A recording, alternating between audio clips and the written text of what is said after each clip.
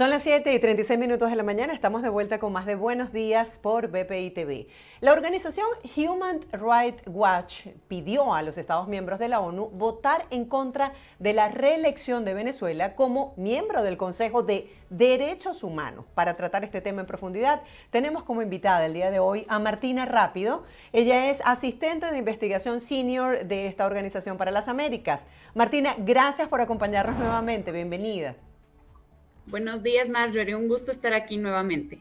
El gusto es nuestro. Martina, para poner un poco en contexto a la audiencia sobre la importancia de lo que está ocurriendo en este momento, esta elección de los nuevos miembros del Consejo de Derechos Humanos de las Naciones Unidas será el próximo 11 de octubre, o sea, ya dentro de poco. Venezuela compite con Chile y Costa Rica por las dos plazas que han sido reservadas para los países latinoamericanos.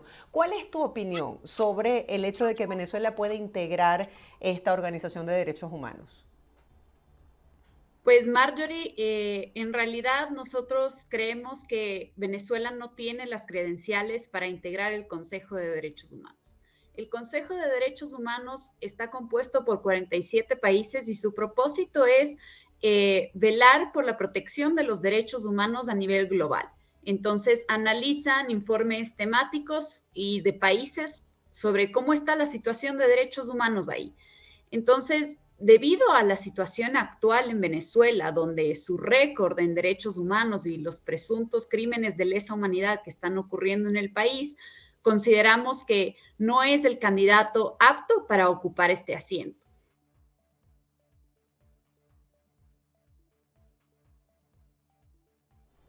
De hecho, desde esta organización se han presentado informes contundentes donde se le ha dicho al mundo y se ha hablado sobre los presuntos crímenes de lesa humanidad en el país. ¿Qué implicaciones tendría el hecho de que Venezuela fuera reelecta en este consejo?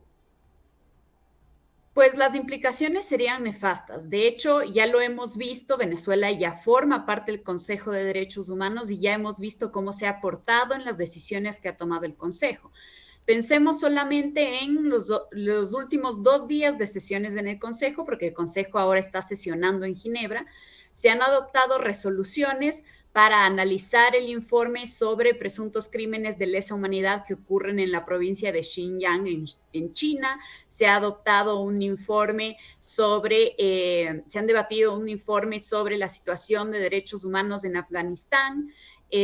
También se lo ha hecho respecto de otros países donde la situación de derechos humanos está en tela de duda y Venezuela ha siempre votado en contra. También ha tenido ha querido aparentar una colaboración con los mecanismos desarrollados a partir del trabajo del Consejo de Derechos Humanos, cuando en realidad no es así. Entonces, no podemos tener la seguridad de que Venezuela realmente se va a comprometer a velar por los derechos humanos a nivel global.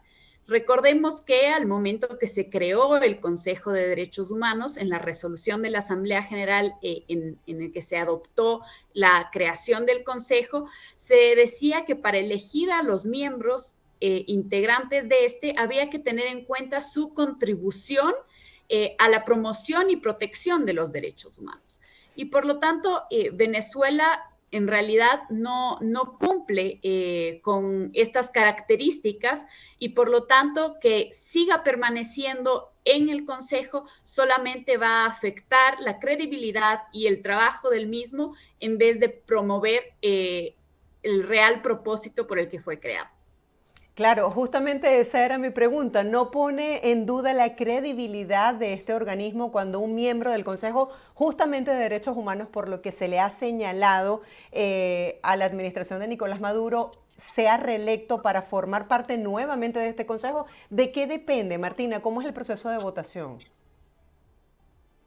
Sí, respondiendo a la primera parte de tu pregunta, afecta de gran manera la credibilidad. Estamos diciendo que el Consejo juzga la situación de derechos humanos de todos los países de las Naciones Unidas y estamos poniendo a un país que trata brutalmente a su población, de los que tenemos informes de posibles crímenes de lesa humanidad siendo cometidos en el país, lo ponemos a juzgar la situación de derechos humanos de los otros países. Entonces, eso afecta enormemente la credibilidad. Ahora, ¿cómo se desarrolla la elección de miembros del Consejo? Pues los 193 Estados miembros de la ONU van a reunirse en la Asamblea General el 11 de octubre y van a emitir su voto secreto respecto a los 17 países que se están postulando para 14 posiciones en el Consejo. Cada uno, estos países están divididos en grupos regionales y para el grupo de América Latina y el Caribe, como tú mencionabas anteriormente, hay 2 plazas libres y tenemos a 3 candidatos: Chile, Costa Rica y Venezuela. Evidentemente, el país que tiene el récord más nefasto en temas de protección de derechos humanos es Venezuela, y por eso hacemos un llamado a que este quede por fuera del Consejo. Sé que es difícil hablar de proyecciones, pero me gustaría que hiciéramos el ejercicio, habláramos acerca de ese posible escenario. El director para los temas de la ONU, de Human Rights Watch, considera que Venezuela no tiene las credenciales para que pueda ser reelecto. ¿Qué piensas tú sobre la posición que pudiesen adoptar estos 193 países? Pues es un poco impredecible, Marjorie, porque siendo la votación secreta, en realidad los países no tienen como esta visibilidad de su voto que les daría un poco reflexionar en cómo se mostrarían ante el mundo haciendo una elección de voto respecto de otra. Entonces, hay toda una serie de negociaciones diplomáticas detrás de este tipo de votaciones que hacen un poco difícil determinar cuál sería el éxito de esta votación. Ahora, Venezuela forma parte del Consejo desde el 2019. ¿Cuántos votos necesitaría para esta reelección? Sí, efectivamente, Venezuela forma parte del Consejo desde el 2019, obtuvo el asiento con una estrecha diferencia de votos. Entonces, la esperanza es que esta estrecha diferencia de votos se reduzca y por lo tanto no alcance el número de votación que tendrían Chile y Costa Rica, y que estos automáticamente entren a representar el grupo. ¿Qué es lo que pasaría si Venezuela continúa? Pues se perpetraría esta falta de voluntad de Venezuela de apoyar la promoción de derechos humanos a nivel global. Antes te mencionaba algunos ejemplos en la situación mundial en la que nos encontramos, donde hay varias situaciones que el Consejo de Derechos Humanos debería tratar. Por ejemplo, la situación en Rusia, con la guerra en Ucrania. Podríamos esperar que Venezuela siga votando en favor de sus aliados, que además los aliados de Venezuela tienen también un récord nefasto en derechos humanos, y que no apoye la labor del Consejo. Los familiares y muchas de las víctimas de estas presuntas violaciones de derechos humanos en Venezuela tienen su fe puesta en los organismos internacionales en defensa de esos derechos humanos. ¿Piensas que esta misión de la ONU de determinación de los hechos sobre Venezuela, que halló evidencia sobre violaciones sistemáticas a los derechos humanos, puede tener una influencia en el resto de los países que por conciencia tienen que hacer su voto? Sí, Marjorie, yo espero que realmente sea así. Solo para recordarle a la audiencia, la misión de determinación de los hechos, desde que fue creada en 2019, en su primer informe después de un año de su creación, ya encontró que había evidencia suficiente para pensar que presuntos crímenes de lesa humanidad se cometieran en Venezuela. Sucesivamente, en su segundo informe, determinó que todo el aparato judicial era cómplice en la represión a través de las decisiones que adoptaba.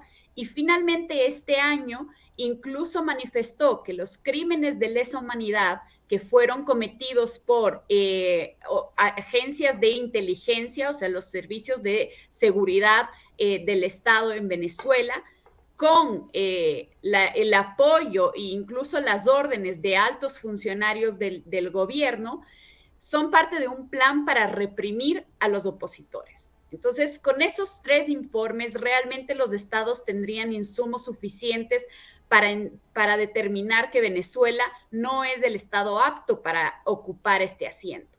Y de hecho, tan importantes son estos informes que hoy en día en Ginebra se está votando la renovación del mandato de la misión de determinación de los hechos y 39 países han apoyado la resolución.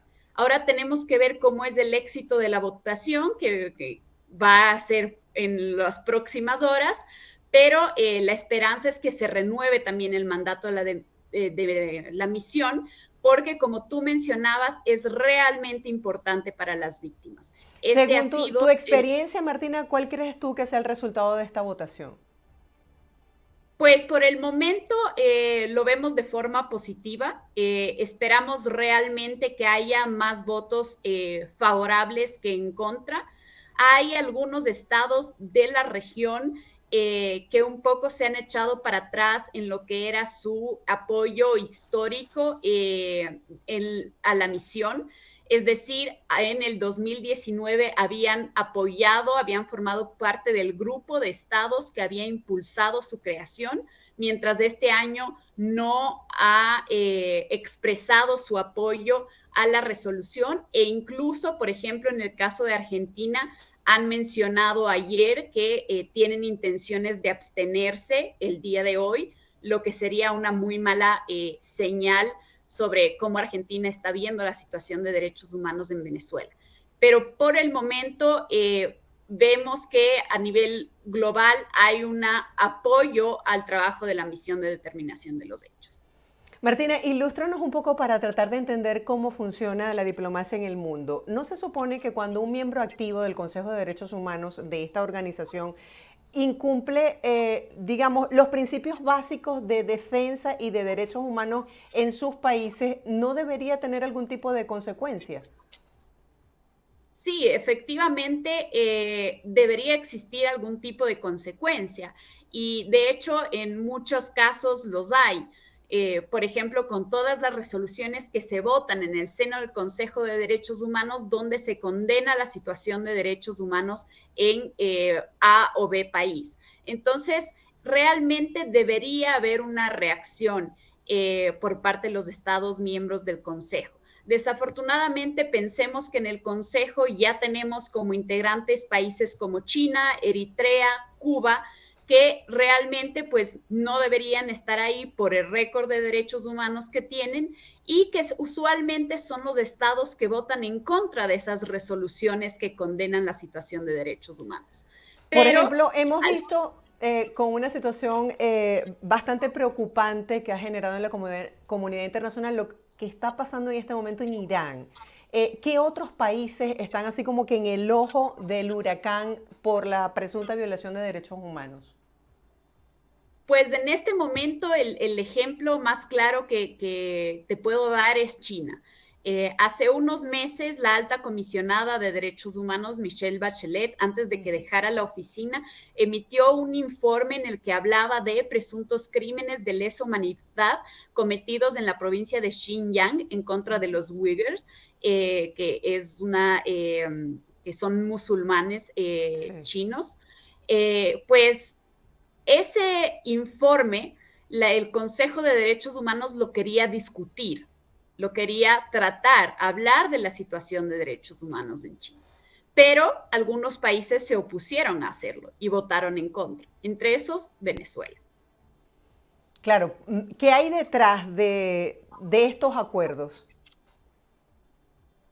Pues puede ser numerosas cosas, desde la ideología política que conecta a algunos países, lo que no debería ser así, porque la protección de derechos humanos, el condenar una situación que viola derechos humanos debería ir más allá de la ideología política, pero muchas veces eso juega en las relaciones que tienen entre ellos los países. Y también, por otra parte, es un poco un intercambio. Si yo no voto a favor de la resolución en tu contra, pues espero que tú tampoco votes a favor de una resolución en mi contra. Entonces, a la luz de que Venezuela además va a tener este voto importante sobre la renovación del mandato a la misión de determinación de los hechos, eso también puede influir en un poco este intercambio de votos. Gracias, Martina, por acompañarnos el día de hoy y compartir con nuestra audiencia tu punto de vista sobre estos temas que son noticias y que nos importan y nos afecta a nuestra comunidad. Muchísimas gracias. Feliz día. Gracias a ustedes, siempre un gusto estar aquí. Feliz día. Estábamos conversando con Martina Rápido. Ella es asistente de investigación senior de Human Rights Watch para las Américas. Nosotros hacemos una breve pausa, los dejamos con el pronóstico del tiempo en América Latina y ya volvemos con más.